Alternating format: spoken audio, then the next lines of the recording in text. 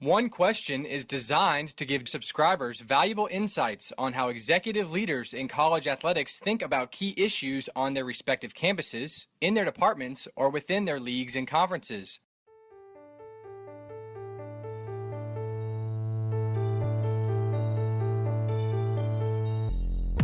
Greetings, this is Ty Brown, and welcome to One Question, where we highlight executive leaders in college athletics. Our guest today is Coach Glenn Caruso. Coach Caruso is the head football coach at University of St. Thomas in Minnesota. Greetings, Coach. Thanks for being back on the show. Awesome to be here, Ty. Thanks for having me. Hey, Coach, I always love having you. You're pretty philosophical, and I like the way your brain works here. Thank you. Well, Coach, you're in your 12th season as head coach there at St. Thomas.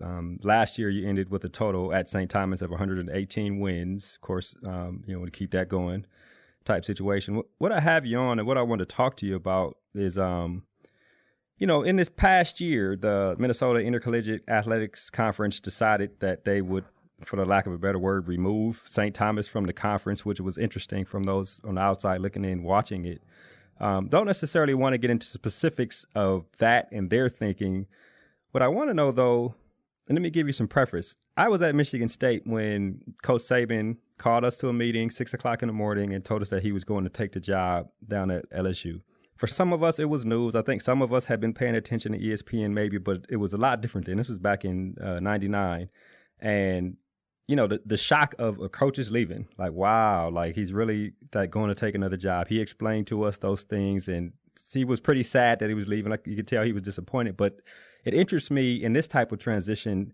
Now student athletes are in the know. They know everything that's happening, could potentially happen.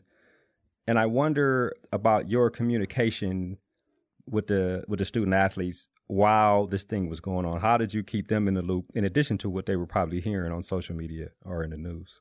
Well, and I think to preface that, I think it's important, they don't know everything that's happening. I don't know everything that's happening, exactly but right. Maybe the idea that there's information out there that you can probably find just about to validate anything you want nowadays is probably even more scary than anything else. So, we're an open book.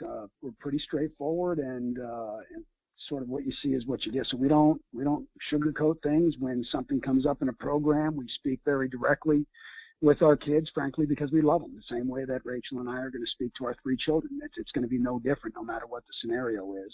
But when this all started to occur, it was actually just after they had gone home or right at the end of finals week. So we're not too hung up on, let's talk about what all the possibilities are.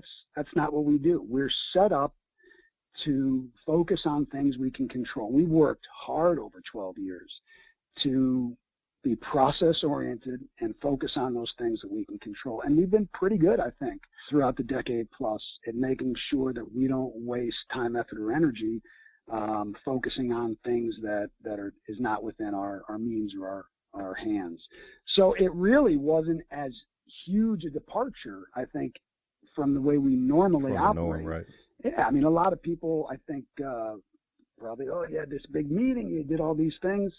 We get up every morning, we work, we put ourselves second for the greater good of the team, and we'll continue to do that until the day that we graduate or the day that I pass away. So that's really all we did, is we just took another step that day and move forward. Have any of the guys come, you come into school, come into camp, we're working on this thing. Obviously, they understand. They're part of the culture there at St. Thomas, which is a great one. But do any of them raise any questions? Coach, tell me about this. How does this make you feel or anything like that? I mean, any type of one-on-one personal questions with the guy, like leadership on the team kind of thing? And there's tremendous leadership on the team, but it's tremendous because it's focused on what's happening now. So, no, to answer your question, we haven't had one-off conversations about possibilities or anything like that. May there be a time for that down the road? Of course. Is that time right now? No, that's not the time for it right now. But that's one of the things that makes me not only proud but grateful for the type of team we have, is they're focused on being as good as they can today and trying to get better tomorrow and win a football game. That's it. Yeah, I wonder about that. You talk about it's basically you create the habits to have a good culture, and the habit you're talking about that you get into when football, throughout the year, specifically when football season comes. I wonder about the communication between you and the athletics director as this goes down, because your name was in the news a lot. Obviously, he he comes in the last year, right? And this is something that's on his plate, which he's kind of cut out to handle this type of thing. Just the communication between you two. From what I know about both of you guys, have developed a pretty good relationship in the time that he's been there. Well, Phil Esten is, he's a blessing to me personally. I think he's an absolute blessing to the school. For us to have someone who has his leadership and vision and abilities to go through a tough time. I mean, anyone can go through simple times, right? The easy times, that's nothing. But for us to have Phil lead us and guide us is pretty awesome. We're in a situation where I think right now, I'm extremely drilled down and focused on trying to build young men right now to coach a football season after that. So, but Phil's been very open and honest with everything, which is one of the reasons why, we're very fortunate to have him. I think it speaks to maybe the St. Thomas overall brand that a team that's afflicted in this manner actually has opportunities. And so that's not something that, I am not going to be the next athletic director. I've never wanted to be the next athletic director. Yeah. And so let me make that really clear. That's not in my backyard. So I will definitely let the people who are eminently qualified to handle that. And that is not Glenn Caruso. I promise you. Well, so I wonder on a broader scale, Coach, beyond the Minnesota Intercollegiate Athletics Conference, you and I have been through many things. And, of course, I have a couple mantras, right? But one of them is the key to a peaceful existence is to master the ability to adjust accordingly. And as a coach and a head coach for a long time and a coach for just a coach period for even longer, a father, when you talk about adjusting accordingly, this is something that you are well attuned to, right? And then you talk about coming into a football season, whether it's this season, last season, any season. What is the mentality of a great leader when you have to face adversity coming into a season? You got to get back in your habits with things that are on the back of your mind, but you need to focus forward. Sure. And, you're right. You and I have been through a lot over probably almost a decade now. And one of the things that I value greatly when we get a chance to talk, and it's few and far in between, but when we do, I remember last time we talked about peace or rational thought. It's not the absence of the storms, right? It's the calm in the midst of them. And so it's kind of like a great running back catching a screen pass. He has his back to the guys that are all trying to tackle him. And what does he do? He doesn't catch the ball, turn around and go. He catches the ball. Even though there's 11 guys trying to hit him real hard, he turns around, he makes an assessment and evaluation as a calm leader in the midst of the storm, and then he goes. And I think that's, a lot of people on a bit of a tangent maybe, but a lot of people are trying to eliminate stressors by eliminating any sort of pressure coming into their life. Life is pressure. That's what it is. So we don't want to try and not risk appropriately. We don't want to try and eliminate pressure. We want to try and, as you said earlier, having great habits so that when we're in the midst of a storm, we can handle those efficiently, effectively, and rationally. St. Thomas has, in my opinion, from what I've seen, has always seemed to do that. Phil Esten has always seemed to do that in the decade that I've been following him in his career. So for me to be able to sit here, I'm not being asked to navigate some sort of uncharted waters. I'm simply being asked to operate the way that we've been fortunate enough to operate. But I do think that a lot of people probably put themselves in a worse situation in the midst of the storm because they self-sabotage. They put monsters in their head, right? And for us to realize, I think perspective is something you and I often talk about, and I think that's important. For us to realize that there's a lot of tough and difficult things that have happened to both you and myself and everybody who's listening in our lives. And if we truly reflect back, take maybe personally the death of a parent when I'm 8 years old.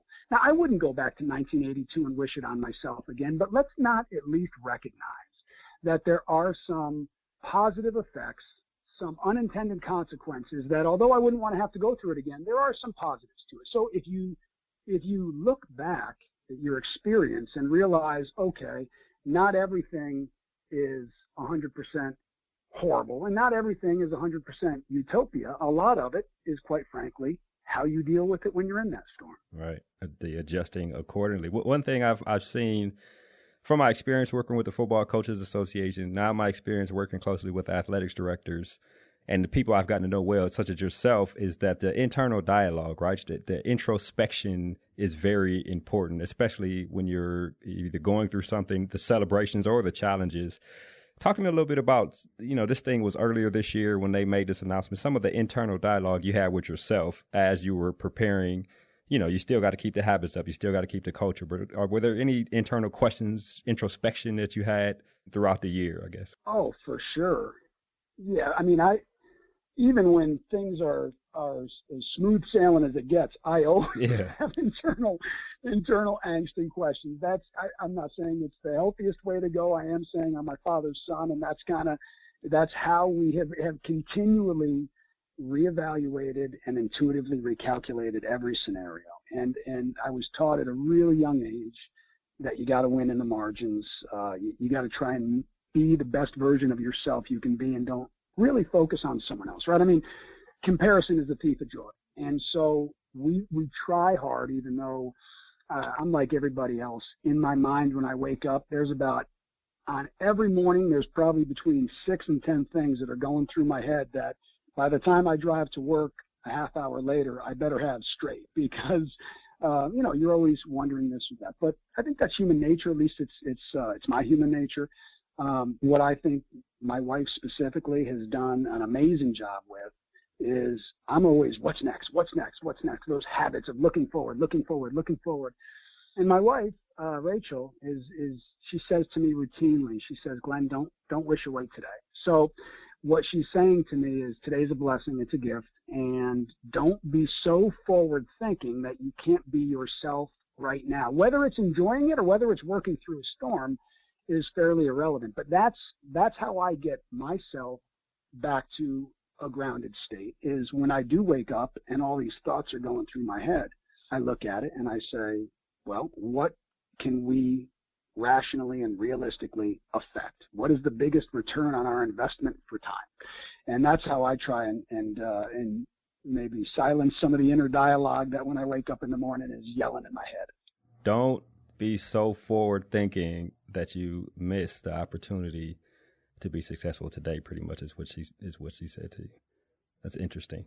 There's no question. And, it really hit home. I mean, many people that listen to the podcast or that follow our program know that my wife, Rachel, was diagnosed with colorectal cancer 2 years ago, and she was fighting that. So it really comes to a head, and it really personifies what she has been preaching to me for the last 20 years is today is a blessing. I don't know what tomorrow is going to bring, but don't wish away today. Now, that doesn't mean leave everything up to fate. We still work ridiculously hard, but it does mean that if we can't take the time to catch that ball on the screen and turn around and make an assessment, good, bad, or otherwise, then we're probably not truly living in the moment. And if we're not living in this moment, what moment are we living in? Right. Of course, that's what I assume, as you said, is your approach to this whole thing that's going on now in St. Thomas, the whole, in general, football season.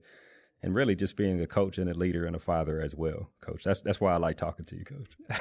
Well, and you know what? You always challenge me in a beautiful way when we have an opportunity to talk and share books we're reading. And I do think that my dad said to me at a young age, Glenn, you can only be one person. You don't have the time, or you're not going to be smart enough to be three different people. So figure out the one you want to be, and then be it, whether you're a father, whether you're a husband, whether you're coaching.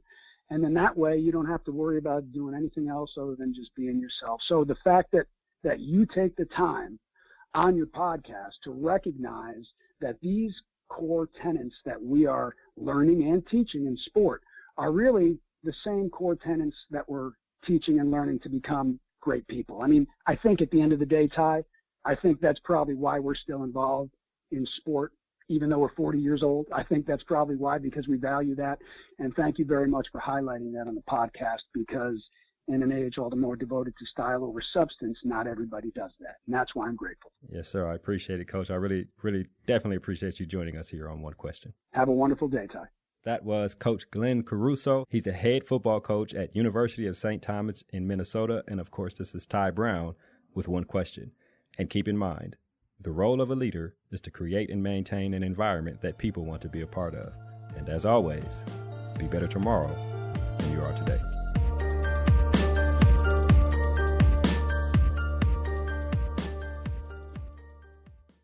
This episode of One Question is produced by Spades Media Group, solving problems using creative leadership.